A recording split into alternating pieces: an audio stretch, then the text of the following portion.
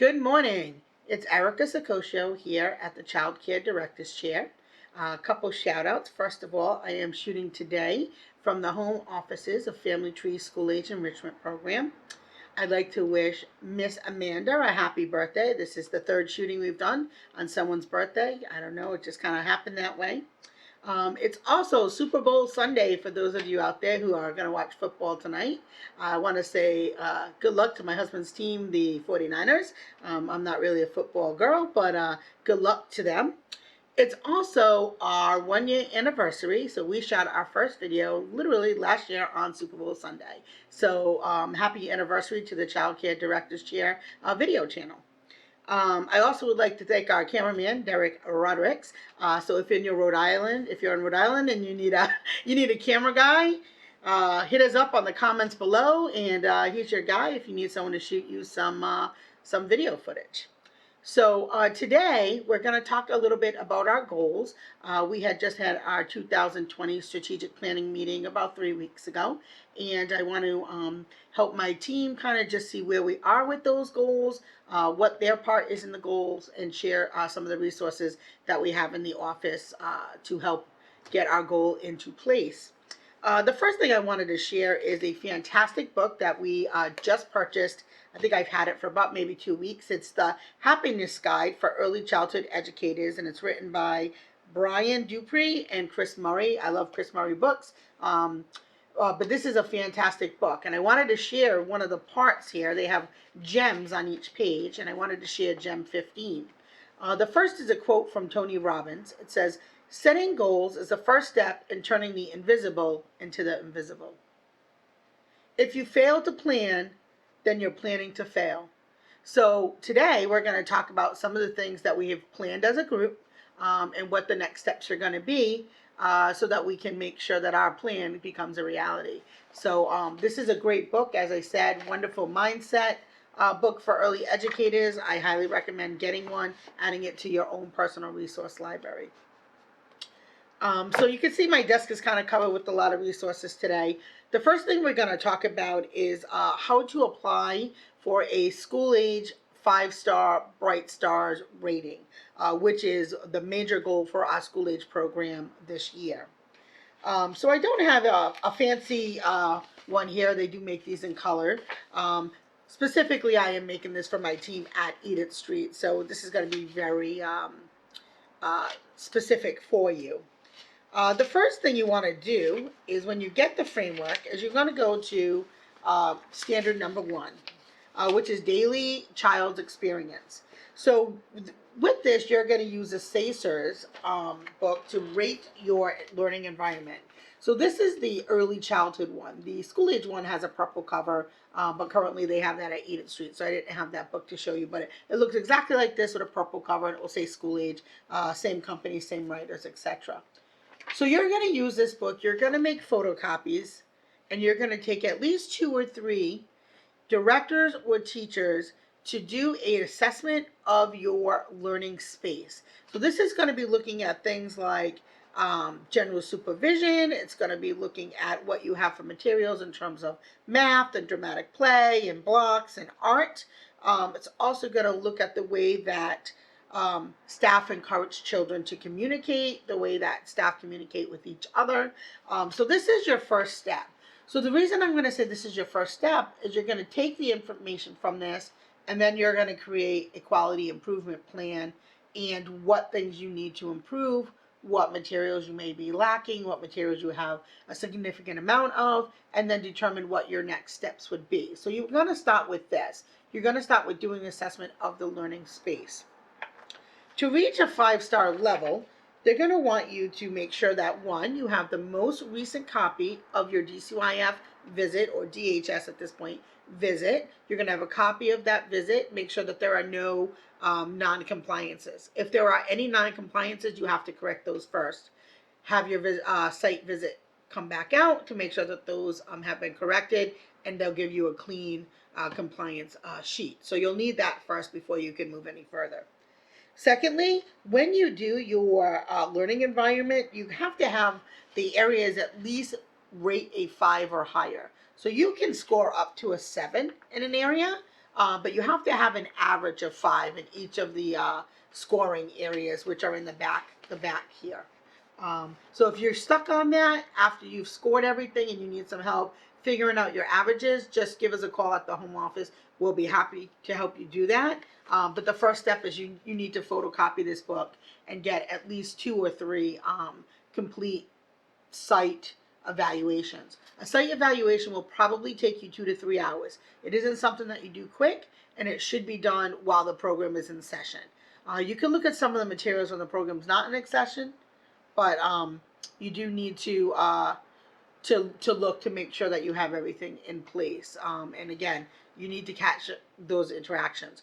You can do that in the before school program and the after school program. You can look at multiple different groups with different teachers and see how you're doing. So that is step 1. For standard 1 is a clean compliance visit that is documented, and a couple of visits of this, and add up your scores and then make your course of action. We are back for standard 2, which is curriculum, child assessment, and the process of learning. So in this space, you're gonna take 3 or 4 copies of your monthly curriculum calendar. You're gonna put them in a folder file. When they're looking at the curriculum, they're gonna be looking to make sure you have at least 2 to 3 activities that meet these requirements, which would be active physical activity, creative expression, and academic support. So we offer homework club 4 days out of the week. We just don't offer on Friday. So it does need to be labeled on your calendar of activities that is an option for children. You also want to make sure that children have other opportunities to do other things in your creative expression. You would have art, you would have music, you could have theater. There's lots of different things that you can do in that. And then physical activity, obviously, is going to be your gross motor and your fine motor movement type of activities. We do offer other things that are more in the cognitive space, or science, or math, or STEM activities, and those are fine too. STEM activities can also look at or be categorized in the academic support. So you want to make sure that you have copies of at least 3 months of calendars, and that all of those things are indicated and labeled as such on the bottom of your calendar, or you can color code it. Either way will work, but you have to make it very easy and obvious to see that at least 2 to 3 of those examples are in part of your curriculum throughout the week. The other part that you're going to do is child assessment. So in school age, they will accept things like observations, anecdotal notes, checklists, interest inventory. So when you take those surveys with the children, make sure they put their names on it, where they tell you what type of activities they like to do, what they would like to see more of, what they like to see less of, what kind of snacks they like, all those interesting questions that children can give you feedback on the program. Also, school performance information and any other assessment tools that you use. You want to collect that data. You're also going to put that in your file folder. So this is your file folder. Miss Mossy has already started it for you. Inside here, they're all tabs, standard 1, 2, 3, 4. Basically, when you're doing an application, all you're doing is making copies of documents that prove or show how you do these things in your program. So most of this, I'd say 90% of your application process is making photocopies. So please get your team involved in doing that. Anybody who knows how to use the school copy machine can help you out with this. Try to make this not be daunting, and try to make this be more of a team experience so that everybody has buy-in and everybody's invested.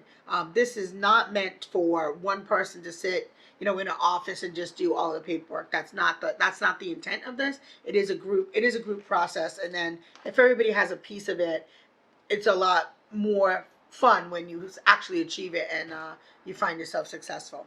So curriculum, again, for school age, make sure you have those 3 areas covered and that they're labeled. Other than that, that's pretty simple. So that's standard 2.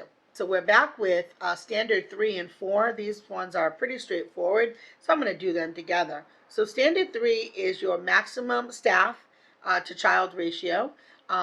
Pretty much to prepare for this, you just need to have the approved signage in each classroom, where it states 1 to 13 or 1 to 12 if it's kindergartners. That one's pretty straightforward. We have plenty of teachers at Edith Street. 77 kids. You really only would need 6 teachers. I think we're at like 12 or 14, depending on the day. So you guys are all set with that. Just make sure that each room has the sign that says what the ratio is. The second part, standard 4, is maximum group size. So at no point should you have more than 26 children in a group. If they are kindergarten, you should not have more than 24 in a group. So keep that in mind, especially when you are transitioning or homework club or cooking clubs or the play yard. So if 2 groups go outside at the same time, that's totally fine. But we do have that fence that divides through the middle of the playground. You just take some of the children on the other side so that you never have more than 26 in a group. That's a BrightStars standard. It's also a DCYF DHS standard. So you want to make sure that you always stay in compliance as far as that goes. Standard 4 and 5, standard 3 and 4 are pretty straightforward. It's just a matter of signage and making sure that you all, as a group, are aware of the flow.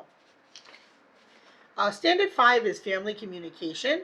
That one is a little bit more in depth. So they're going to be looking at collection of monthly newsletters, a collection of our community calendar, along with any signs of family events that we have that may not be included in that calendar. Your parent advisory group, meeting notes from that, a list of participants in the advisory board. Our annual surveys, so those surveys that just went out that I sent back to the office, you want to keep those, and then we want to take that feedback and compile our findings, and then what we're going to do to increase the scores in the areas, and that would also be part of our improvement plan. So we're basically just collecting a lot of data of where we're at and the things that we're going to do to continually improve. That's why it's called a continual improvement plan. So once you even hit 5 stars, you don't stop there. You continue to maintain that level and then always improving. And that's how you become the best at anything.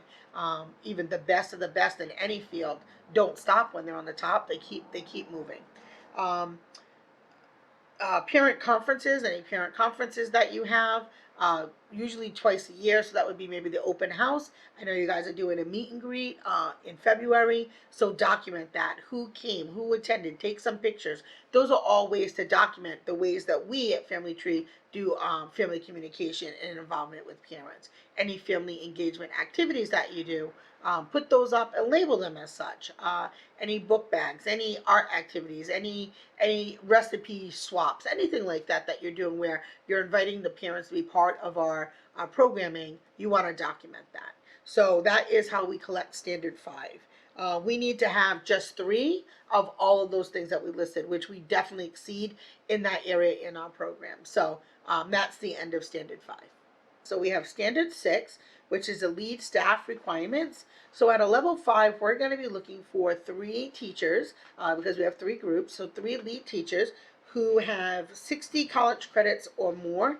It says in any field, but most of you who work at our program have it in either child development or early education or elementary education. So 3 teachers will be identified as lead teachers who have 60 college credits or more as our lead staff.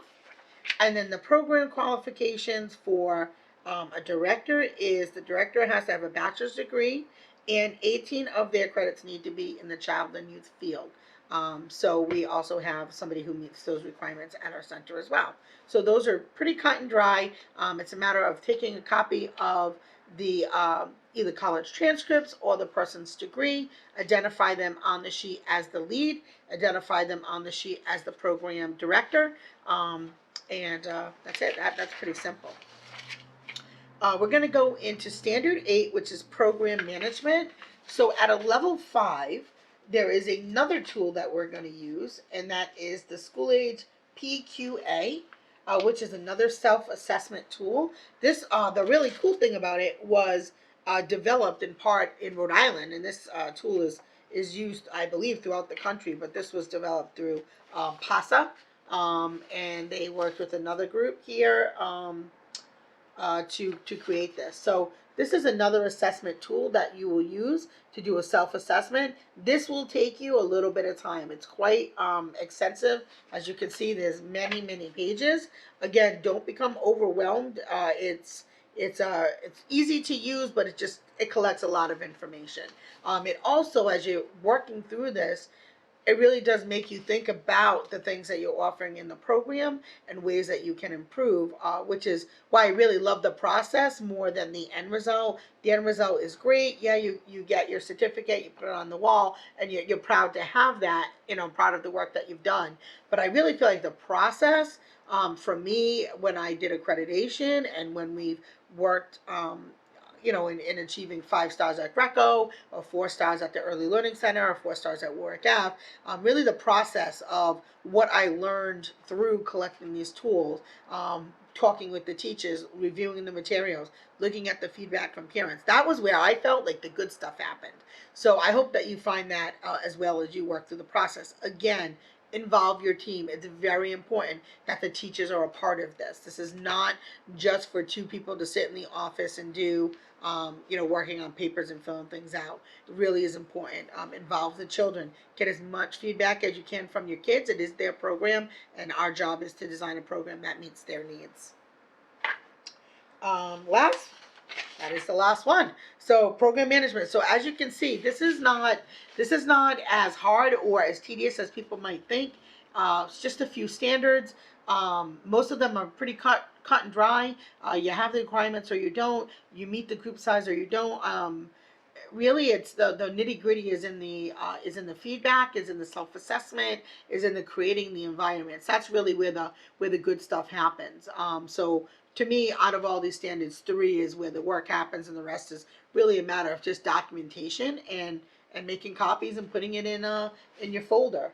One last thing I did have, because we've had visits at that location before, we have all of our feedback from our last visit, so you can look at that and see where they found areas to be lacking and what areas they thought were our strengths, and use that information. So you got data from a previous visit. So I think that is, something that's priceless when you're working on your assessment tools.